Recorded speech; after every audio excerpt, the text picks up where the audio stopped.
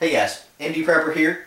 Another knife review in the Gerber Bear Grylls line. This is the compact fixed blade knife by Gerber and obviously the Bear Grylls line. Just picked it up today. Just came in the mail, ordered it on Amazon. Seen these around for about 40 bucks at the local Walmart. Found it on Amazon for about $30. Had to place an Amazon order recently, so why not? Give it a shot. Just want to see what it looked like. I saw what it looked like in the store, but I wanted to handle one. So, not the best blade for the money, but decent, especially if you're getting somebody into prepping and all of that, and they're interested in the Bear Grylls show and all of that. It's not a bad idea. It's not a bad blade. A little pricey, I think, for 30 bucks, but we'll talk about that in a minute. Stats on this. Well, like I said, this is the compact fixed blade. So, it's full tang construction. I'll show you here. You can see the back side here is shown, the steel there. Test it with my magnet, of course it is full tang, which obviously that's the way they advertise it. That's nice and durable. Don't know if it's as nice for the money as something like a standard Moore knife, but not a bad blade for getting somebody into prepping or survival or just general fixed blade knife use. So, other stats on this, it's a 3.4 inch blade here. Is serrated at the back part here, about 50% of it or so serrated. If you watch my videos, you know I'm not a huge fan of serrated blades overall for everyday carry, but for something that you use a lot, you know, keeping your 72-hour pack and all that, serrated is not bad. For short-term use, serrated has its place for cutting rope and cordage and vines and stuff like that, so not terrible. This one is, as I said, 3.4 inches long for the blade, 7.8 long total here on the handle and blade together. 3.77 ounces, so not terribly heavy, but a lot heavier than your standard Moore knife, mostly because it's full tang. And the steel on this, it's listed as high carbon stainless steel.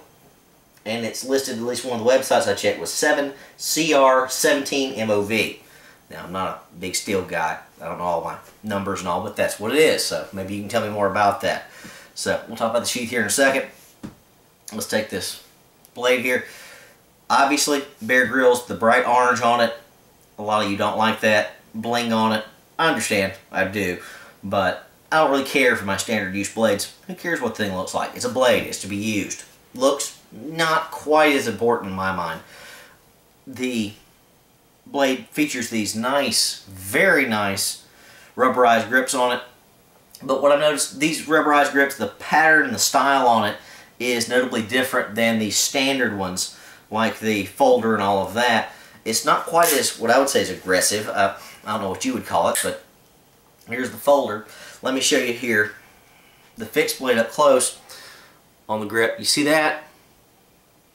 Bigger grips, or not grips, but bigger spacing in the grips. I don't know if I like that or not. My first impression was I did not like that, so we'll see how that works. But compare it to this one, you got smaller segments there. You got smaller little angles on it and all that. Honestly, I think I like the first generation better. I like this better so far. Just this is stickier in my opinion. This not as much so. Whatever, personal opinion, personal preference, whatever you like. Lanyard hole here on the back is quite large, quite generous. You can see that there. Choil here up front is nice for holding, but in my opinion, for finer work, the fact that you've got this serration here is going to impair your finer work, because I tend to do finer work here on the inner part of the blade. Again, personal preference. You know, not necessarily a killer, you know, for not buying this thing. No other easier way to hold it than the choil here. The blade's just too short. You could hold it back here, just not have a good purchase on it. You got some jimping up here on the top, which, if you've seen my previous videos on blades and knives, I'm not a huge fan of jimping overall. I just don't tend to use it. But hey, that's fine. No problem there. The point on this thing is quite centered here on the blade, which is nice for a lot of bushcraft work, making fireboards, something like that, carving out little holes, that type of stuff. which is better than your standard little blade, which tends to have the point farther back here. So, personal preference, I like this style center point, spear point better overall for general uses. Obviously there's Gerber here, the little Bear Grylls signature on it. That's fine. Grips fairly well, but it's a little thin in my opinion. Not bad, but just thin. See that there? This is not the thickest grip on a blade, especially for something like a fixed blade for camp chores and all of that. I tend to prefer a Mora or something a little, just anything a little thicker. Let's compare to the fixed blade here. Now obviously this one here, the fixed blade, is going to be more sturdy than the little folder here. I think I called this one the fixed blade just a second ago, but it's not. The pocket sheath folder that came with this little sheath on it. Blade size, let's try to get those about as close as you can so you can see it. That's about even. Little bit longer blade here with the folding blade. Notably thicker, which you can probably see right there. Let's get this up close though in the camera so you can see it. You see them there, and let's give a comparison there. So much thinner here. I would say this falls almost into a heavy neck knife category compared to this one. The folder here is much beefier in the hand. For my standard size hands, this is a better grip for general purpose.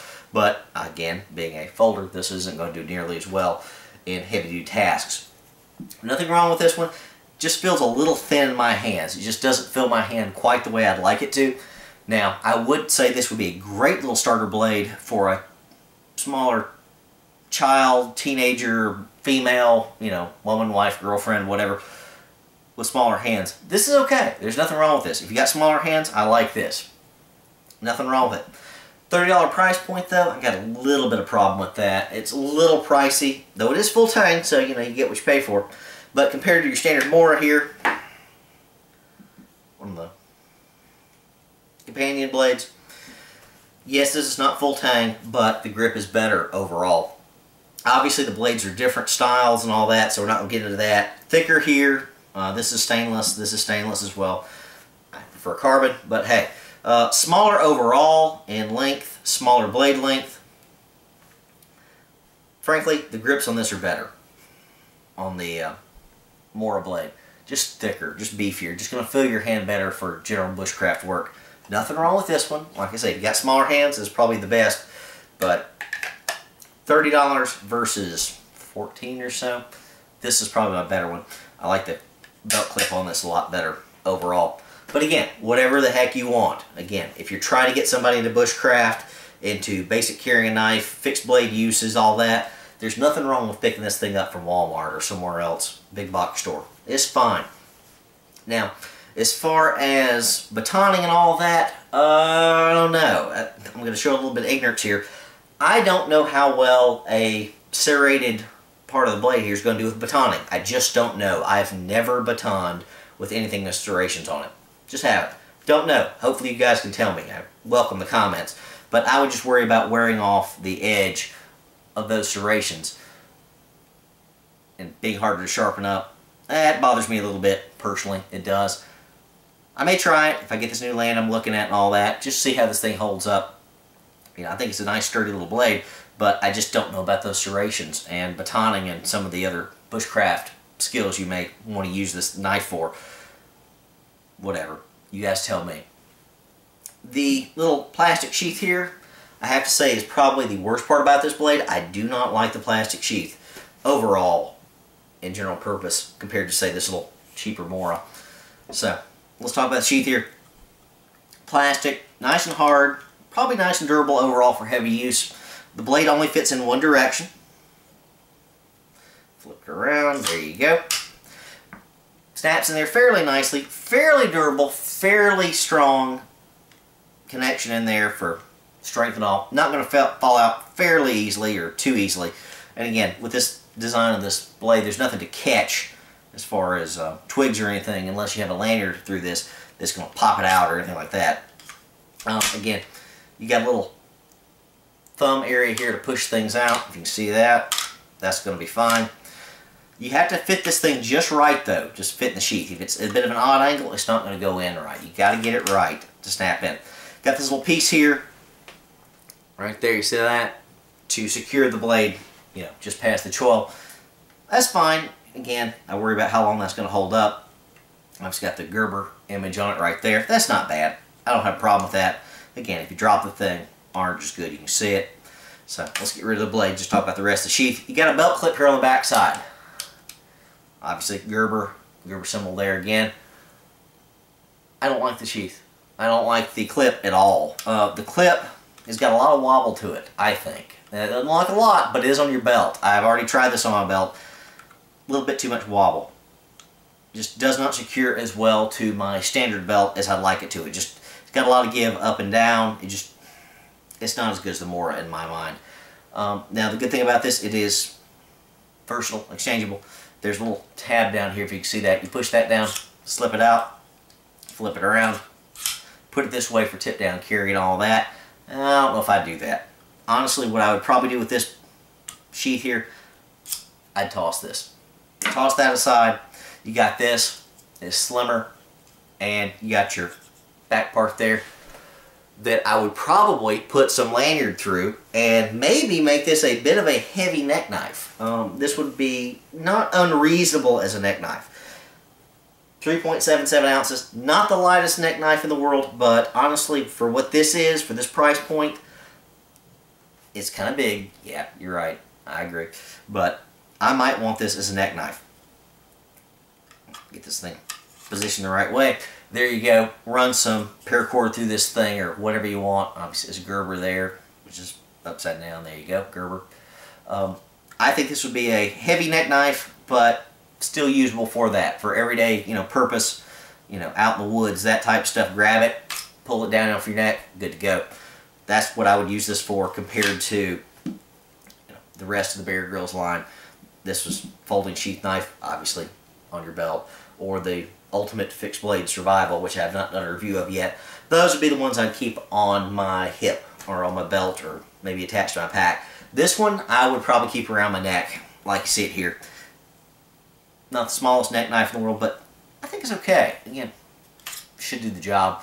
Fits in the hand fairly well, like I said. It's okay. A little overpriced in my mind for 30 bucks compared to a Mora, but not a bad choice. Would be the first thing I picked up? Probably not, especially for low buck prepping. But again, you want the Gerber Bear Grylls? This is not a bad blade. Like I say about the serrations, take it or leave it. 30 bucks, it's okay. Indie Prepper, out.